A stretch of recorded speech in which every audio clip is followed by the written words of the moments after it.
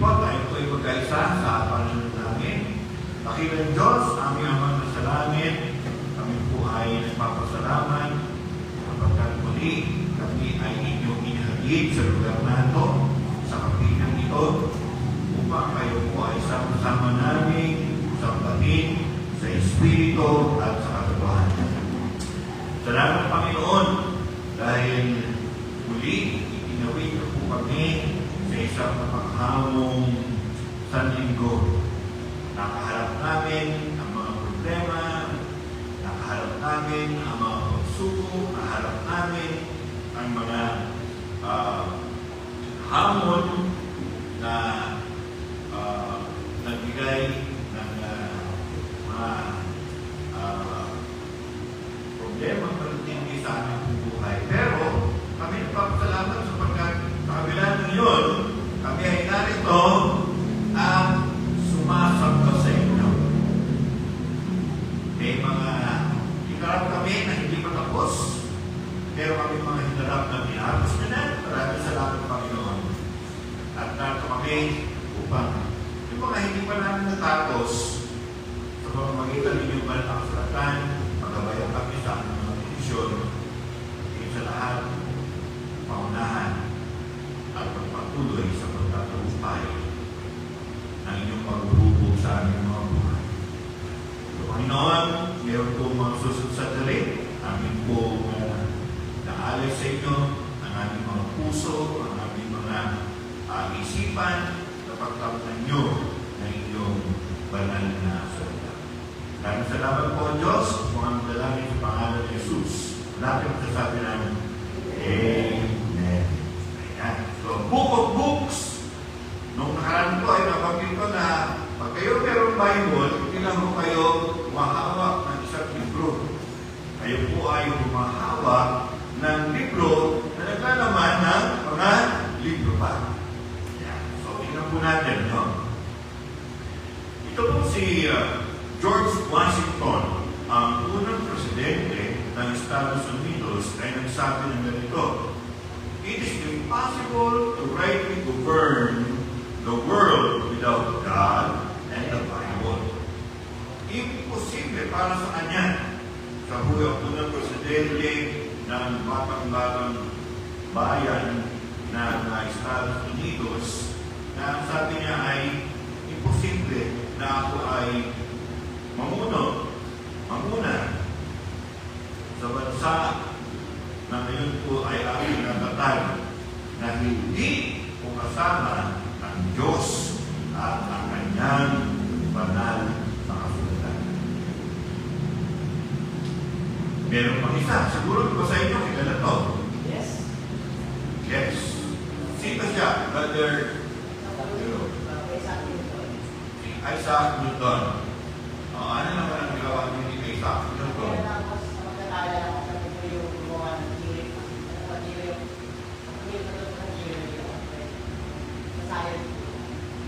Science, no? Yun. Tama, no? Pag sir po na to, ilita ka ng gano'n, ano mangyayari sa kanya? Ha? Siyempre, sasagutin nyo. Okay. At ito po si Isaac Newton, matalino siyang tao, paborito ng subject ay math. At minsan, siya ay nagpahinga sa isang talimim na isang punong kahoy, puno, para angatan. Sanas. At habang nakitun po siya, talaga siya ng sanas.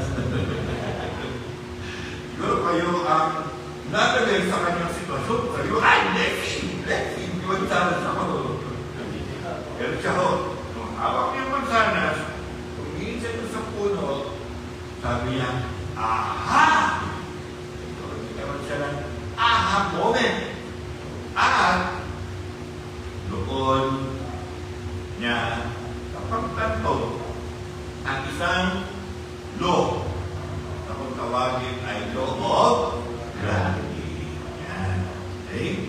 So, ang law of gravity po, mayroong dalawang bagay na nag-ihinupan sa isa't isa.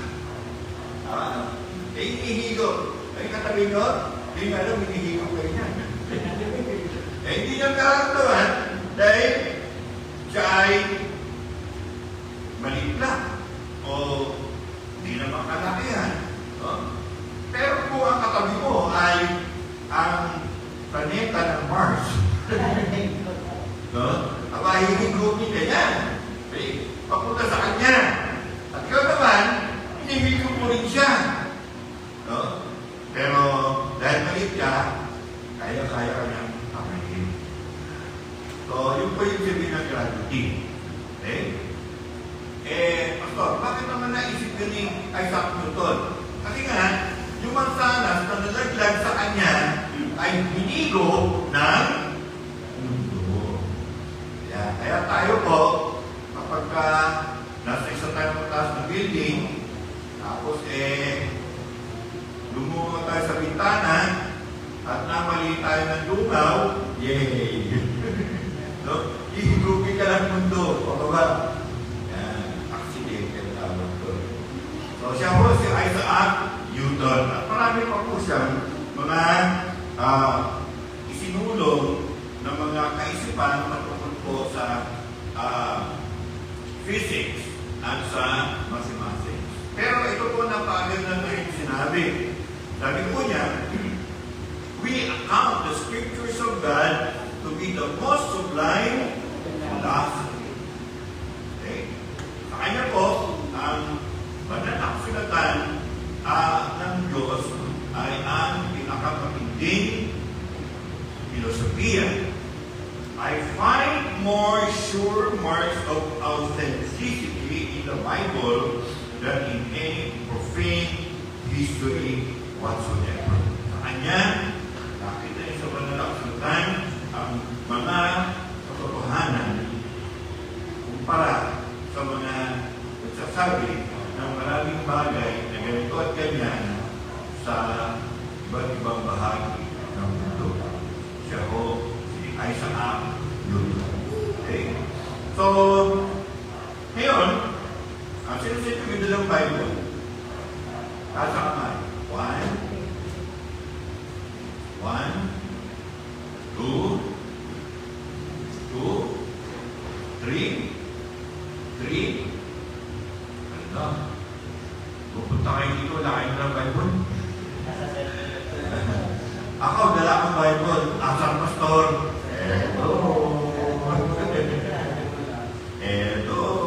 Hindi lang isa. Aba, marami. Kasama komentary, handbook, at etc. Nagkasi ka sa cellphone mo? Ang tawag doon ay digital. Okay? So, ngayon, ang maraming salatan o yung Holy Bible na tinutukoy po natin ay isang library. Kapag ang library po ay ang koleksyon ng maraming mga aklat. So, yung Bible na hawak niyo po, whether yan po ay soft copy o yung tawag natin hard copy, ay binubuo po ng 66 na libro o aklat. At hahati po siya sa dalawang bahagi. At doon po sa dalawang bahagi nito, ay tinatawag na Old Testament at saka New Testament. Yung salitang Testament po, ang ibig sabihin yun ay pagkakasunduan.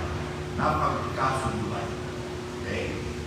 So, sa Old Testament, binubuo po siya ng 39 books. Okay.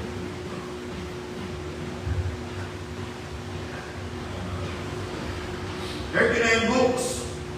Okay? So, nagsisimula. Tapos yung New Testament naman po ay binubuo ng 27 books. Tama? 66 books po ang total. At sa Old Testament, yan po ay ang unang libro dyan ay kung tawagin Genesis at nagtatapos naman po siya sa aklat ng Malakias or sa English, Malachi.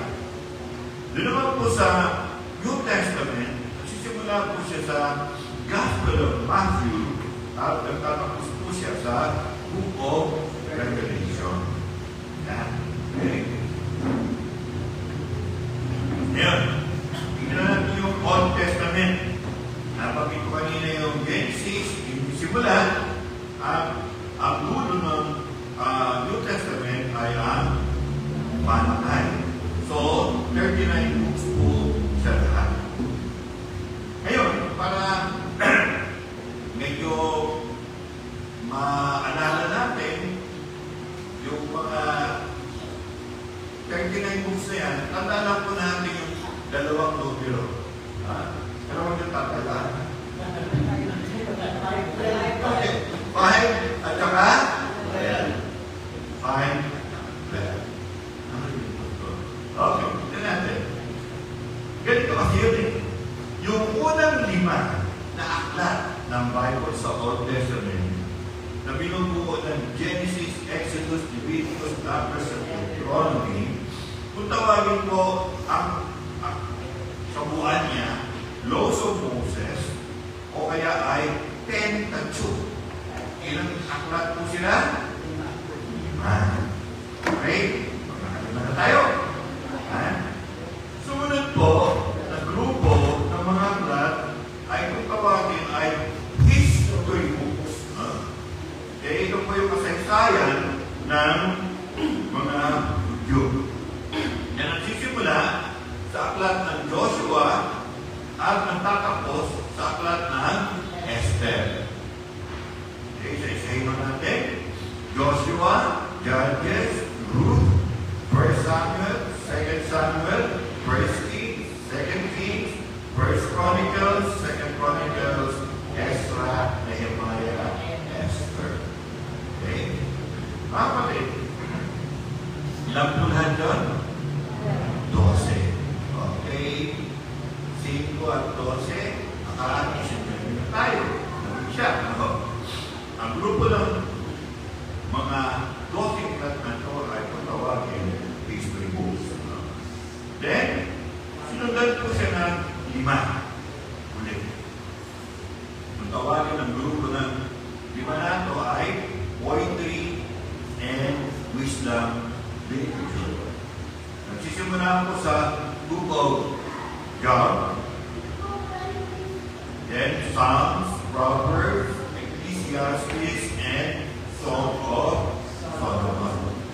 Okay, kanina, si Mende, nagpagyan ng 5, ganyan. Ganyan, 4 na tayo. Okay? Next group naman, ay kung tawagin, ay ang major prophets. Isimula sa aklat ng Isaiah, tungkol ng Jeremiah, Lamentation, Ezekiel, and Daniel. So, dahil tayo kanina? 24, mas 5, 9. Next, ang grupo ay ang minor prophets. Sisimula sa Hosea, nagtatapos sa Malachi. At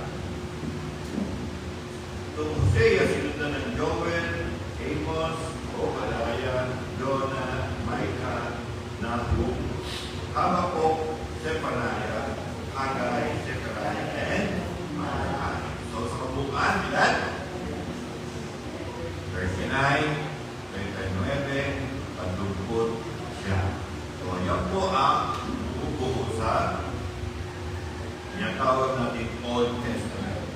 Kaya mga pastor, ano kahalagahan ba ng Old Testament? Kahalagahan ng Old Testament ay simple lang. Magmula Genesis hanggang Malachi,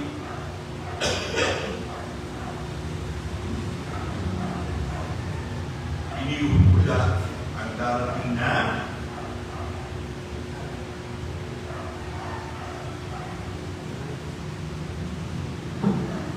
Mesias, ang tagapagligtas. Okay? Next naman po, ang New Testament. Okay, na merong itong aklat, 27 books of 27 libro. Nahati po yan sa 1, 2, 3, 4 na grupo. Ang unang grupo ay ang Gospels o ang mabuting balita. At yan po ay ang Matthew, Mark, Luke, and John. Okay. Next po ay ang history, Book of Acts. Okay. Acts na to. Mga gawa ng mga apostol. Okay. Pinaikila. Acts na tinawag.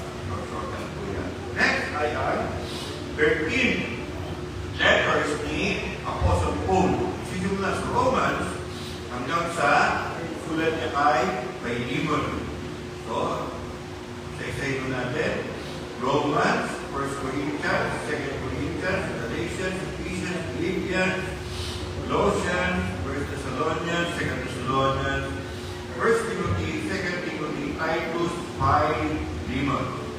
At ang sumunod ay ang other letters na binubuo ng 8 at sisimula sa Hebrews at nagtatapos kay Jude. So, isa-isahin mo natin. Hebrews, James, 1 Peter, 2 Peter, 1 John, 2 John, 3 John, and Jude. At ang huling grupo ay ang grupo ng aklat ng Revelation. So, kabuuan ay 27. Ngayon, meron isang trivia rito, no? Ilang chapters meron ang Bible? 1,189. Ilang verses? 31,102.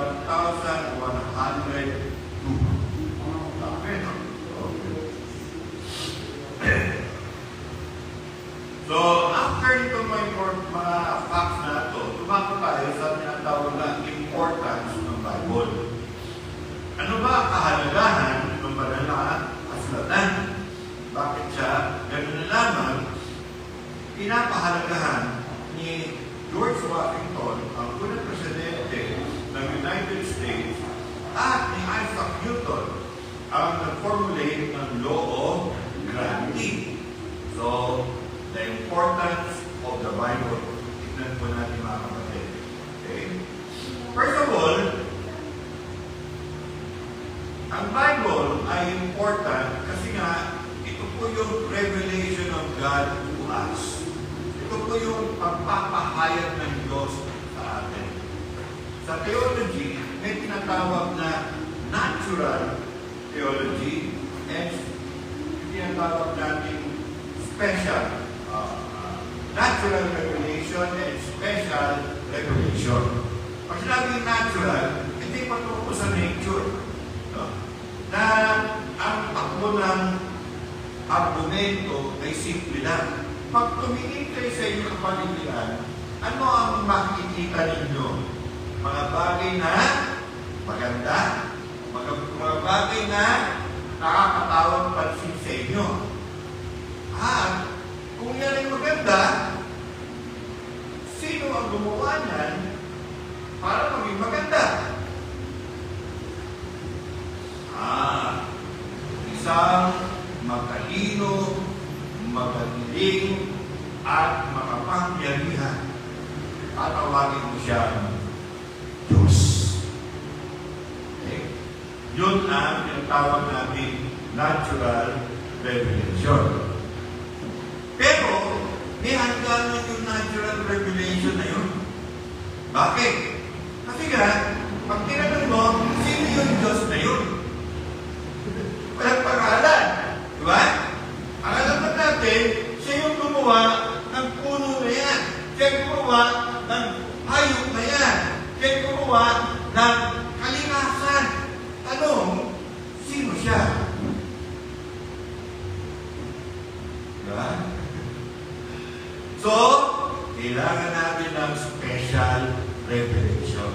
Doon pumapasok ang mga nakasulatan. Ang mga nakasulatan ay ang revelation ng Diyos sa atin. Sa pamamagitan ng 66 na aklat, magmula Genesis hanggang Revelation, nagpapahayag pahayag ang Diyos sa atin. Amen po ba? Mayroong kapangyarihan ng Diyos na sa pamamagitan po ng mga nalimbag na salita ay mapakilala niya ang sarili niya sa tao. At andun din po yung kasunod na argumento na ang tao ay may kapangyarihan na maintindihan ang kapangyarihan ng Diyos. Pastor, bakit ganyan? Meron pang tinatawag na ateista, naniniwala na walang Diyos. Okay? Simple lang ang sagot natin dyan. Maaaring yun ang kanilang paniniwala, pero yung paniniwala na yun ay hindi magtutulak para ang Diyos ay magtago at mawala. Ang Diyos ay mananatili. Nandun yan, nagpapahayag sa atin, ang problema ay nandun sa mga ateista na nagsasabi na walang Diyos. Ibig sabihin, sila ang tumatanggi, umaayaw sa kapahayagan ng Diyos. Okay? Ang salita ng Diyos po ayon sa 2 Timothy chapter 3, verse 16-17, ganito ang sabi, all scripture is God-breathed and is useful for teaching, rebuking, correcting, and training in righteousness, so that the servant of God may be thoroughly equipped for every good work. Ang magandang bahagi po ng banal na talata na ito ay yung unang bahagi na sabi ay all scripture is God-breathed.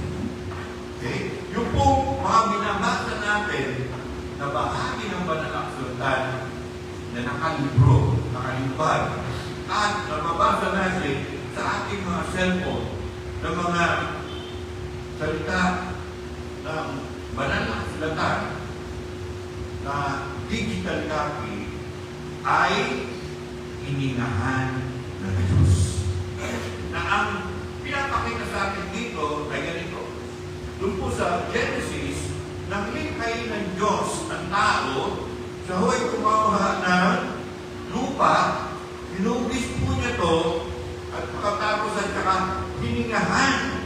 At yung pong lupa na walang buhay ay naging isang buhay na hinalang. Amen po ba? Kaya po, pag nagpapasok po tayo ng banal na kasulatan, hindi po yan ordinaryong mga salita lamang. Yan ay mga salita ng Diyos na mayroong buhay. Amen po ba? Pastor, paano yung ginagawa ng iba doon sa mga lugar kung saan iba ang pananampalataya na ang ginagawa ay kinukuha yung mga Biblia at pagkatapos nalagay sa isang drum at nalagyan ng gasolina at saka sinisilaban at doon sila nasusunog yung buhay. Ay, hindi na para buhay. Patay na. Nasunog na eh. Abo na. Okay. Yung kopya at nasunog niya. Pero yung salita ng Diyos ay pampahali ng mundo ay patuloy na umiiral at inabaksa. Okay? So, it is the inspired, meaning to say, God-breathed book at ang Diyos ay nagpapahayag sa atin. Amen po ba? At naiintindihan natin. Ang problema, yung iba, lema. Yung iba, ayaw. Yung iba, ay literature, babasahin. Yung iba, ang Biblia ay ginagamit pang patulog. Pag hindi ko kayo makatulog, gabi, mawakay sa TV, mabigat-bigat. Pakapal-kapal. Pag ikaw yung gano'n, lagay nyo lang ng konti. Sa tapat ng kuhanin nyo, basahin nyo. At maya-maya, pababa ng pababaan na yan. At nakatakit ito yung mga mo. At tulog ka na. Ganun ginagawa ng iba. Ginagamit ng Bible na para puno ng air. Pero ngayon, hindi na yun. Yan, nahawak na gano'n. O, kaya, nakikita ninyo, yung babasa ng Bible, tulog na. Okay. Sabi ko sa John chapter 1, verse 1 to 5, sa pasimulaya tayong naroon na ang salita, kasama ang Diyos, ang salita, at ang salita ay Diyos, kasama na siya ng Diyos, sa pasimula pa, pamamagitan niya yung likha lahat ng bagay, walang anumang nalikha, na hindi sa pamamagitan niya. Mula sa kanya ang buhay, at ang buhay ay siyang ilaw na sa matauhan, nagliliwanag sa kapuliman, ang ilaw at hindi na ito kailangan magapi ng kapuliman. At tinutukoy po dito sa salita rito ay ang ating Panginoong Jesus Cristo. Okay? Na pinahayag sa pamamagitan ng banal na kasulatan. Now, gusto ko lang kayong introduce sa isang salita sa English. Sabi ko ay inerrant. Kung sinabi kong inerrant, ang ibig sabihin ko nito ay walang mali ang Biblia. Walang mali sa banal na kasulatan. Walang mali simula sa Genesis hanggang sa dulo ng Revelation. Walang mali. Okay? Walang mali sa kanyang original na dokumento. Okay? Kasi dahil mga tao nagsabi, meron pati sa Bible eh. Ha? Okay? Bakit? Kasi tao gumawa niyan. Dahil tao gumawa niyan, may mali dyan. Pag tinanong mo siya, asan? Turo mo. Wala naman may turo. Okay? Wala naman siya may turo kasi mauobliga siya na basahin ang Biblia. Kaya ayun nga niya eh. Pero may tao na siya artista. Testimony niya nung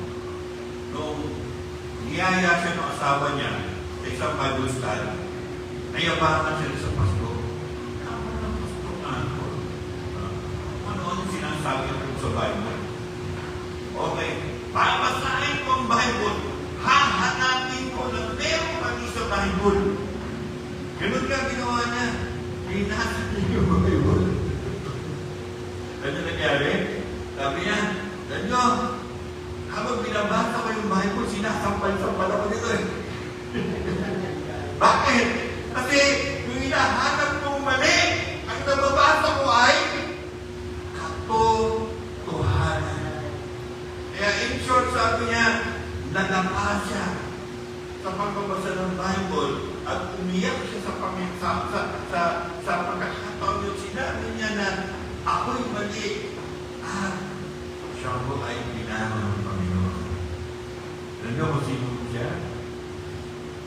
Si Jesus the Christ. Oo, alam ko, kilala niyo yung mama yun. Kabot namin yun. Okay? Saka ni Tatay Eki. Ha? Pero yun yung katotohanan. Siguro ngayon, kilala niyo pa rin si Jesus kung pagbilan, di ba? Sa bata ka po. Tama. Tayo ko pang mga action na serye sa television. Pero, mag-white Istanbul, Richard po yun. Richard po yun. Okay. Pero, tingnan natin mga banal na kasulatan. Sabi dito sa 2 Peter chapter 1, verse 20-21, higit sa lahat, ang dami nyo na walang makapagpapaliwanag ng alinang Buda sa kasulatan sa bisa ng kanyang sariling kakayahan. Okay? Well, mayroong magtatangka at makapagpapaliwanag, pero ano ginamit niya? Talino, lohiko, at kung ano pang mga diskarte. Pero ang sabi ko rito ay ganito, kapag hindi nagbuhat sa kalooban ng tao ang mula ng mga propeta, ito'y galing sa Diyos at pinahayag ng mga tao, inasihan ng Espiritu Santo. Ang mga sumulan ng bahagi ng banal na kasulatan ay mga tao buhay, mga taong ordinaryo, yung iba hari, yung iba pastor, yung iba mangingisda, yung iba doktor, yung iba mga taong hindi mo akalain na siya yung gagamitin ng Panginoon. Pero bakit sila nakagawa? At nakasulat ng mga ganong bahagi ng pananampalataya. Itong mga tao ito ay hindi nagkita sa isang panahon. Sila po yung mga tao, 40 writers lahat. Yung 40 writers na ito, lalo na sa Old Testament, ng mga sumulat ng bahagi o maakat ng Old Testament, hindi po sila nagkasama sa isang panahon. Si Moses at saka si Malakay ay meron pong mga libong taon ang pagitan. Pero si Moses na sumulat ng Genesis at si Malakay na sumulat ng Aklat ng Malakay, iisa ho kanilang tinutukoy ang darating na Mesiyas. Bakit nila gawa yun? Pagkatayo po sa talatang ito, sinasihan sila ng Espiritu Santo. Hindi ng talino, hindi ng loiko, hindi ng kung anong nakain at kung anong nainom, kundi dahil sa kaso ng Espiritu Santo.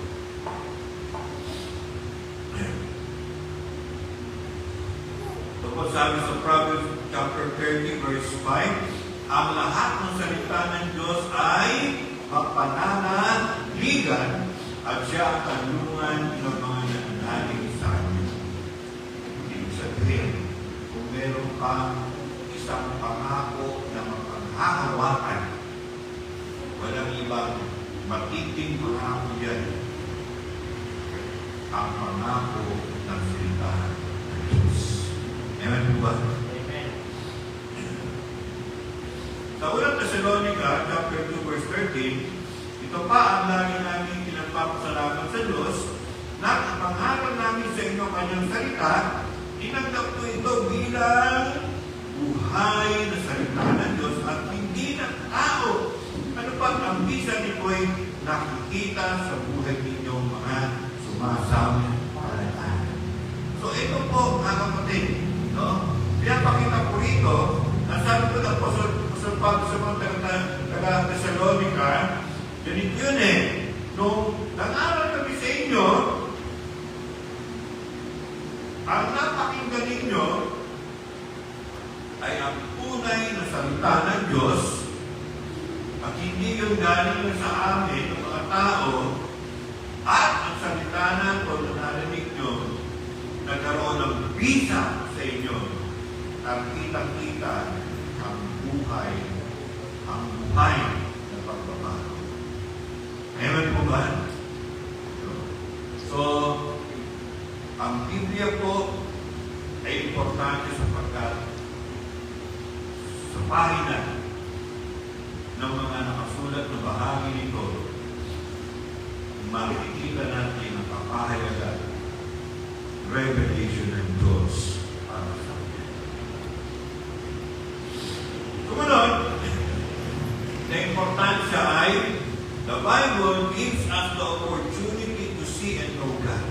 Ito yung medyo related po dun sa una na nasabi ng panakasulat kapahalaga ng Diyos. At ang pangalawa, tayo po ay merong kakayahang maintindihan ang salita ng Diyos. Amen po ba? Ngayon, yung mga ibang tao, may mga sinasabi silang negatibo, hindi problema ng salita ng Diyos yun. Problema nila yun. Ayaw nila. Ayaw nila tanggapin ang salita ng Diyos. Okay? Pero, kitang-kita naman nila eh. Okay? Kitang-kita. Ganito yun eh. Bakit ako nung binasa ko yung salita ng Diyos, naintindihan ko? Bakit yung iba, binasa nila yung salita ng Diyos, hindi nila naintindihan. Hindi nila. Hindi nila naintindihan dahil ayaw nila. Pero sa mga gustong maintindihan ang salita ng Diyos, meron po tayo kapasidad na maintindihan. Amen po ba? Okay? The Scripture reveals His character and nature. Ang mga katangian at ang gawin ng Diyos, mababasa po natin sa banal na salita. Ang kanyang soberenya, ang kanyang kapangyarihan, ang kanyang dahilan kung bakit na tayo nilikha. Nilikha ang universo at ang lahat ng mga bagay na naroon. At mababasa natin sa banal na kasulatan kung paano po inayos ng Diyos ang sangkatauhan. Makita ho natin ang kanyang kabutihan at ang kanyang biyaya. Makikita po natin ang liwanag at ang kanyang pagmamahal, ang kanyang kabanalan at ang kanyang katarungan at ang kanyang kahabagan at ang kanyang pag-ibig sa atin. Amen po ba? Kaya natin eh. Ang problema na, siguro, walang panahon. Hindi nagbibigay ng panahon ng pagbabasa ng Biblia. Pangalawa, iba yung dahilan at pakay. Pagbabasa ng Biblia sa Diyos Cruz. So, hahanapin niya yung mga mali sa Bible, pero wala siya nakita. Nakita niya yung sarili niya sa mga kasalanan at siya ay nagsisi sa mga. So, the Bible gives us the opportunity to see and know God. Okay? By reading the Word of God, mga kapatid, we can come to understand the purpose of our lives as well as God's plan from the beginning of time to all eternity. Natin. Sabi po sa 1 Peter chapter 2 verse 9, tatapat kayo ay isang lahing hirang, mga sasagote ng hari, isang bansang nakatalaga sa Diyos. Pinili kayo ng Diyos upang maging Kanya at maghayag ng mga kahanga-hangang gawa niya. Siya rin ang tumawag sa inyo mula sa kagliman tungo sa kanyang kabila-gilanas na kaliwanagan. Okay. Iisa-isay po natin ito, ha? Ang sabi po ng talatang ito, sino daw po tayo? Isang lahing hinira. Sabi ko sa katabi mo, Joseph Carl. Okay. Hinira tayo ng Diyos. Okay. Pag sinabi hinira, ano yung sabihin nun? Mayroong hindi. May mga hindi hiniran ang Diyos sa 8 bilyon kung palasyon ng tao niyo. Okay. Pero ikaw, kapatid, ay mapalan sapagkat hiniran ng Diyos. Amen po ba? Amen? Okay. Medyo nakita ko na yung isa-isa. Hiniran pa ako. Sumunod, mga saserdote na hari. Ay, sabihin pa sa saserdote, pare. Pare ako. Kung sinabi natin pare, nasa isip natin, yung sa kabilang pananampalataya ng mga naglilingkod sa Diyos. Pero, malanak sinabi ko sa saserdote, pare, ibig sabihin po noon ay, ito ang Diyos, ito yung tao, ito yung saserdote. Ang ginagawa niya, okay, kayong mga tao, yan lang kayo, pero ano man ang gusto ninyo, ano man ang mga kahilingan ninyo, makakarating yan sa Diyos sa pamamagitan ko. At haharap siya sa Diyos at sasabihin sa Diyos, ito po ang mga kahilingan ng mga tao, ng aking mga kababayan, ng aking mga kaibigan. Diyos, pinapaanan ko sa iyo. Pagka-pagkutan. Lord. Okay. Ang yung verse sa Tagalog eh. Pagod. Alam niyo yung trabaho ng Panginoon. Yung mga tao na mayroong problema si ganito, gano'n. Itong si ganito, hindi makadiretso, gano'n. Ang gagawin ni ganito, magkahanap siya ng tagapamagitan, padron. Padron ba? Pattern, ano? Padrino. Sorry, padrino. Okay? Ano gagawin ng padrino? Sige, ano ba problema mo? Okay. Kaya hindi na kami problema. Sige, ganito. Sige, ganito. Yun. Okay. Ano gusto mong mangyari? Magkasundo kayo. Okay? Ano ang kaya mong gawin para magkasundo kayo? Peace offering. Peace offering. Hindi kayo pera, hindi kayo regalo. Okay. Sige. Yung padrino ngayon, paaratingin niya ngayon kay tao ito, yung problema nito sa kanya, at sasabihin niya, okay, gusto ng tao na yan, magpagkina kayo. Pero nahihiya siya, lalo na natatakot siya. So, ito yung gusto niya mangyari. Sabihin niya yung padrino, ganito, ganyan. Okay, sabihin ng tao, okay na yan, sige. Ang gagawin natin, makakita kayo para magkaayos na kayo. Ayan. Okay? So, yun ang trabaho ng sacerdote, padrino. Okay? Ibig sabihin, peacemaker. Sabi sa akin mo, hindi ka lang Joseph, peacemaker ka ba? Okay. Ito pa isa, isang bansang nakatalaga sa Diyos. So, isang bansa, tapos nakatalaga sa Diyos. Pagka nakatalaga sa wikang English ay dedicated. Okay. Pero, since marami sa inyo ay mga Gen Z, alam niyo po yung salita dedicated. Sa computer, dedicated. Ibig sabihin po niyan, kung meron kong tinatawag na linya ng Wi-Fi, may linya ng Wi-Fi, ha? Okay?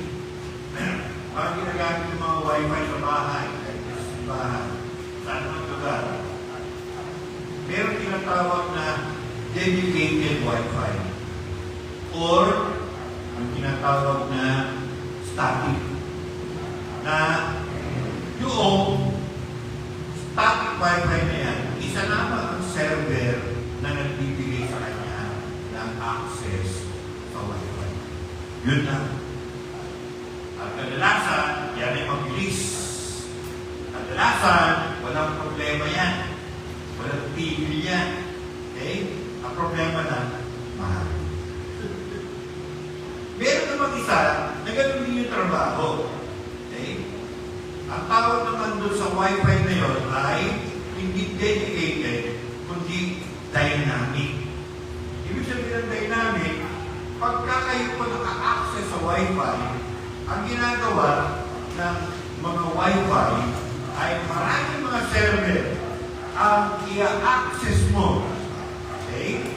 At pagkatapos ay ma-access mo yun, makakonect ngayon sa internet. Okay? So, dalawa po yan. Yung dedicated at saka yung dynamic. So, bakit ko ginawag na halimbawa yun? Dahil tayo po mga kapatid ay dedicated sa Diyos. Ewan po ba? Iisa lang ang ating link. Iisa lang ang ating server. Okay? Medyo hindi nyo pa naiintindihan yun kasi ang nai-enjoy nyo yung tinatawag na end user. No? Yung nagagamit yung mga apps, TikTok, ito pa mga na mabilis, kung minsan lalag, magal, itigil, no? Yun ang problema ng dynamic. Okay?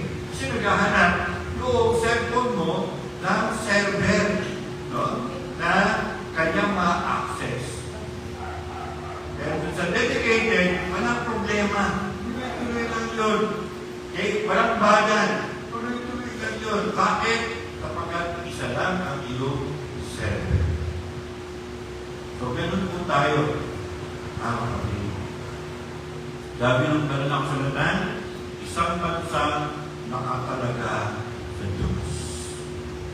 Tayo po ay mga kinalang, tayo po ay mga tao na dedicated sa Diyos.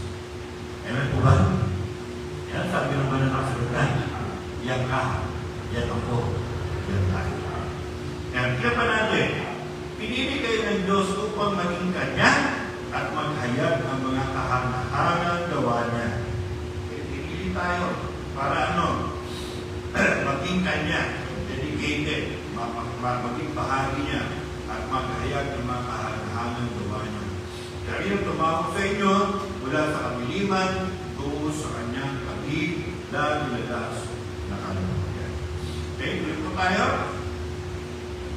Sabi rito sa Efeso, Kapitulo 2, talatang 10, tayo kanyang nilalang, nilikha sa pamamagitan ng Kristo Jesus upang iukol natin ang ating buhay sa paggawa ng mabuti ay kinalagyan ng Diyos para sa ating magpamulan. Okay? Ngayon, ligtas na tayo. Ano ang trabaho natin? Wala na, Pastor. Okay na ang buhay ko. Solve na ako. Punta na ako ng langit. Pero ba yun? Tayo po ay, sabi nga, we were saved not to be saved only. We were saved to serve the Lord. Hello? Tayo po ay iniligtas ng Panginoon para maglingkod sa Kanya. Amen? Okay? Isang pagkakataon. Okay? Na tayo po ay maging isang lingkod. At kung maglilingkod, lang naman tayo, maglilingkod na tayo sa the best. The best. Sabi nga po sa Ephesians chapter 2 verse 10, no? Tayo po ay likha upang iukol natin ang ating buhay sa paggawa ng Then, next, the Bible is important because it is a book that is life-giving.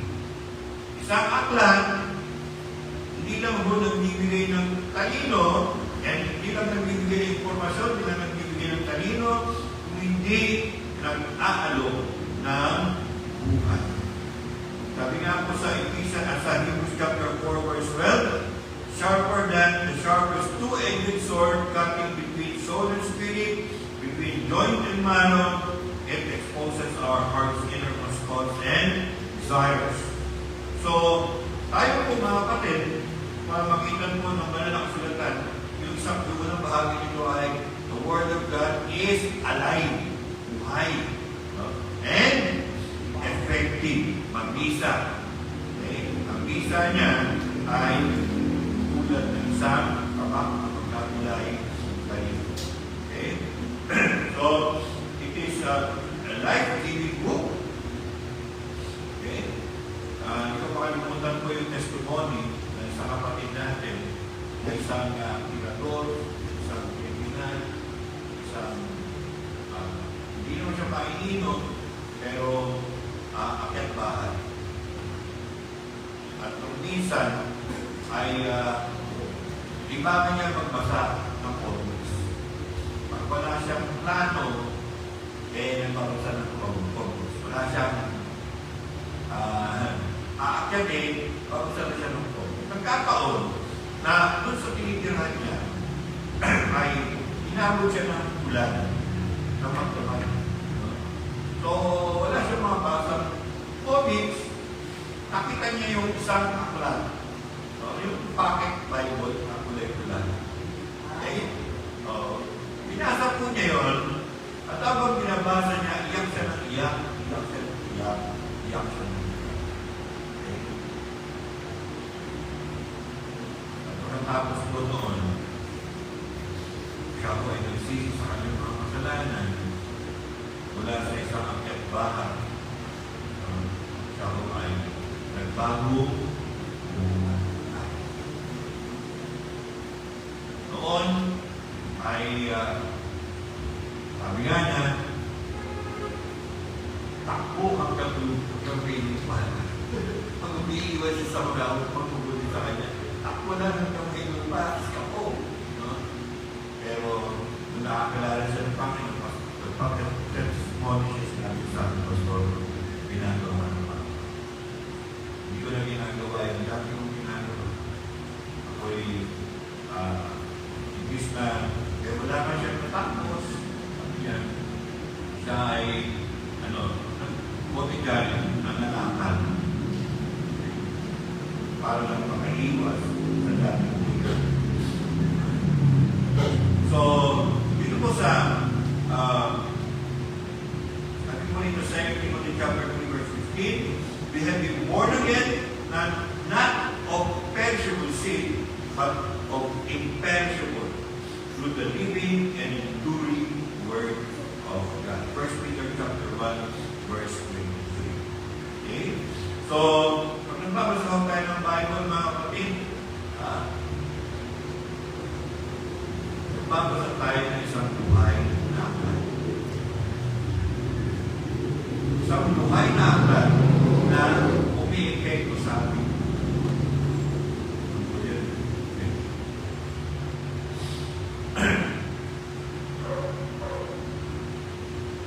Isang aklat na sabi nga po dito, the word is sanctified. Ano yung sabihin sa sanctified? Pinapaging banal. So, nung nakakilala tayo sa Panginoon, praise God, binago na tayo, pero that is just the beginning of our new life. Our life continues. Bakit? Kapag hindi ka lang pinili ng Diyos, ikaw pa ay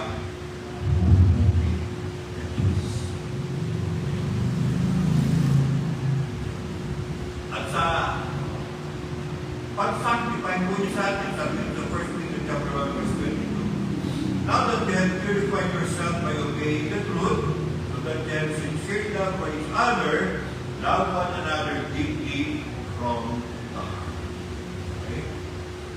So, kung tayo po ay nakakilala sa Panginoon, kaya lang, mag-iingat kayo sa salitang kaya lang. Kasi susunod na bahagi niyan, may problema. Okay? Ako isang Kristiyano, kaya lang, sunod, Pastor, nagkakasala pa rin. Tingnan ko ba? Dahil nagkasala ako, ibig sabihin na tapos na yung buhay Kristiyano ko. Sinungalingan po yun ang ginagawa sa akin. Hindi po. Bakit? Kapag ang Diyos po ay pag ilapitan natin at pagkita ng tao sa Kanya, tayo kanyang pagkakaroon. At pagpapatuloy ng Diyos ang paghuhukom sa atin. Kung ako ay hinuhukom ng Diyos, ikaw ay hinuhukom ng Diyos, hinuhukom tayo ng Diyos, anong forma natin, Pastor? Ano yung magiging itsura natin? Simple lang. Magiging katulad tayo ng ating Panginoong Jesucristo. Ay, sabihin, makahaba ng buhok, kote, papabalbas. Pero ba yun? Hindi. Physical yun.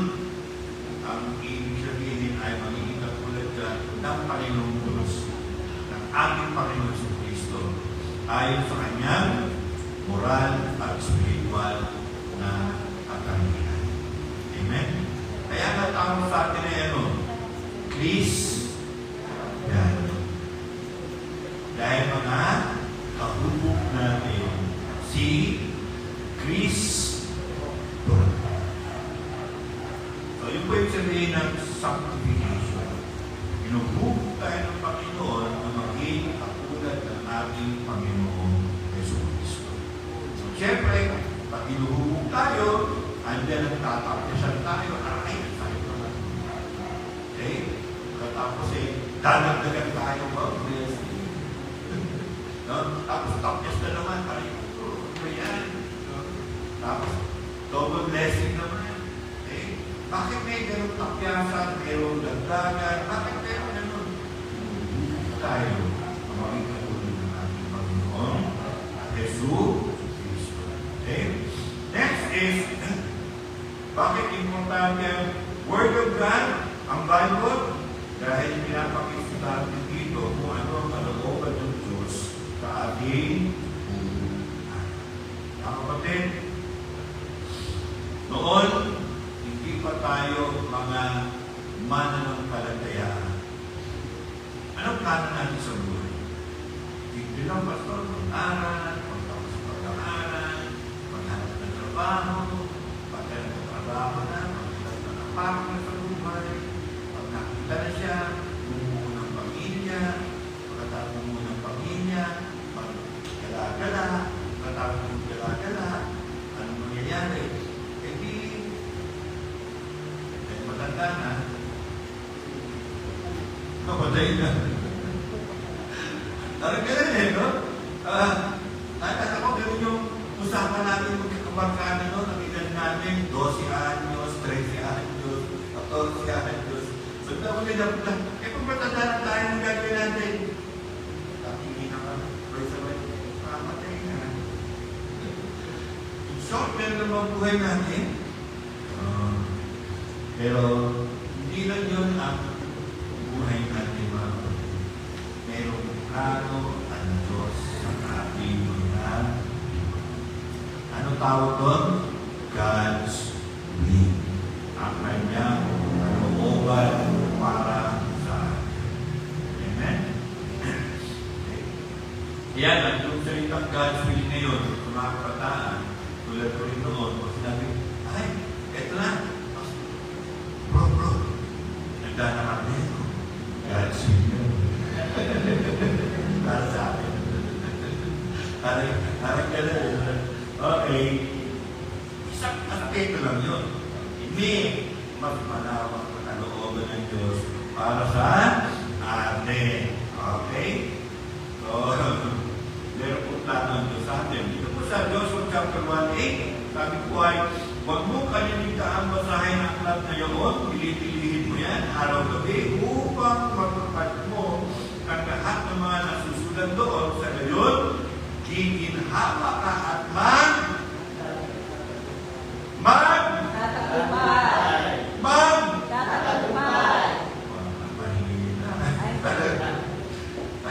sa brave hearted, sisigawan niyo ulit. Hindi ko na brave heart.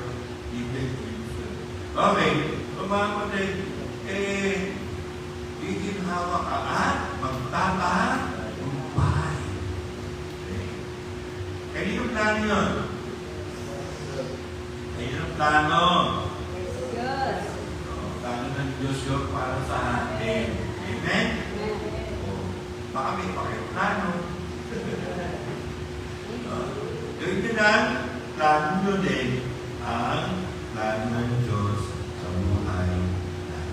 Amen?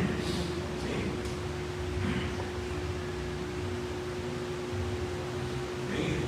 Bukod po sa mga importance na binanggit ko kanina, nakikita rin po natin na ang Bible po ay merong makapaloob na essential wisdom at guidance para po sa ating buhay. Psalms 119, 105, sabi po ay, your word is a lamp to my feet and a light to my path. Ang salita ng Diyos ay nagbibigay liwanag sa ating kakaanan. No? Then, hindi lang mo siya light, kundi bread pa. Daily bread po natin. Araw-araw na pagkain ng ating mga kaluluwa. Ito pa isa. Ang Word of God po ay naghahanda sa atin at nagbibigay sa atin ang kapangyarihan na labanan ang ating buong kalaban. Sabi ko sa katabi mo, hindi ikaw yun ha. Okay, kalaban natin ang demonyo. Amen po ba?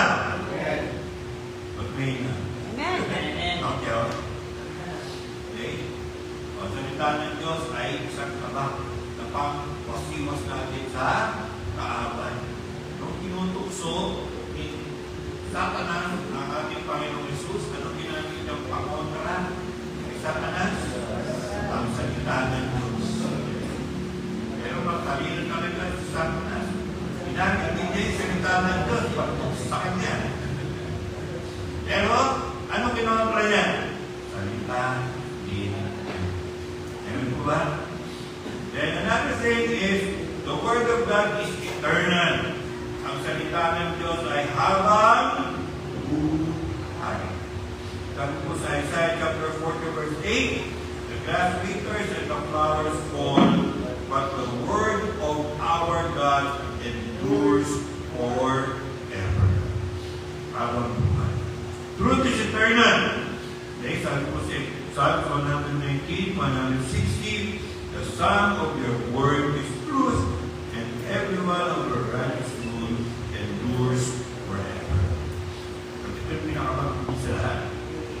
Matthew 24, verse 35. Heaven and earth will pass away.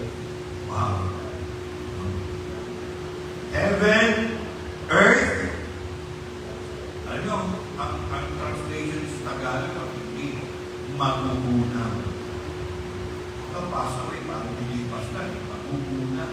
Langit at lupa, magugunaw. But the Word of God will never pass. Amen.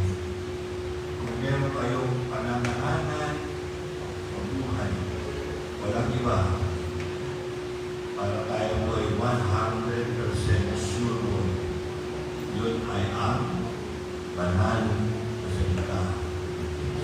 Amen po ba? Kaya, kung nagbabasa kayo naman ng sultan, tuloy niyo yan. Kung hindi kayo nagbabasa, sinuwan niyo yan. Okay? At kung nagbabasa ka ng banal na kasulatan, yung mga nagpupunan mo doon, ilakad ko sa inyo na magka-effect yun sa iyo at maging natulad ka ng Panginoon sa Jesus. Tayo po'y manalangin. Dakilang Diyos, aming Amang sa buhay, salamat po kapagkat kayo ay nagpahayag sa amin. At ang papahayag na ito ay nasa isang aklat. Pwede hard copy and soft copy para maminin. At amin kong pwede panghawakan. Iwain sa ating buhay at buhay sa aming mga desisyon gagawin. Panginoon,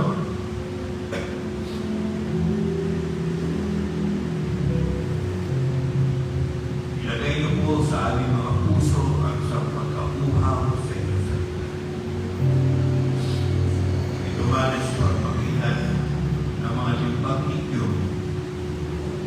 sa salita. At ngayon sa pagpagitan ng technology ay meron din mga audio. Meron tulog.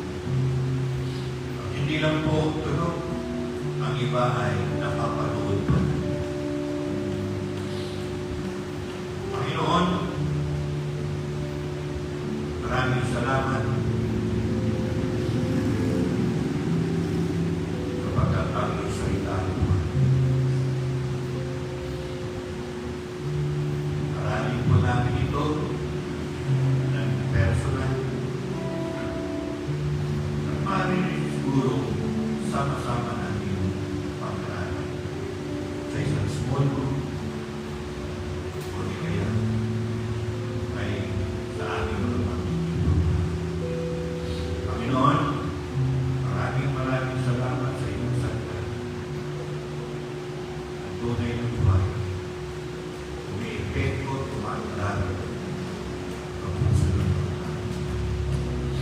Kaya naman, Panginoon, hindi namin kahihiya na mahayag ito kapag ito ang iyong kapangyarihan. Ang kapangyarihan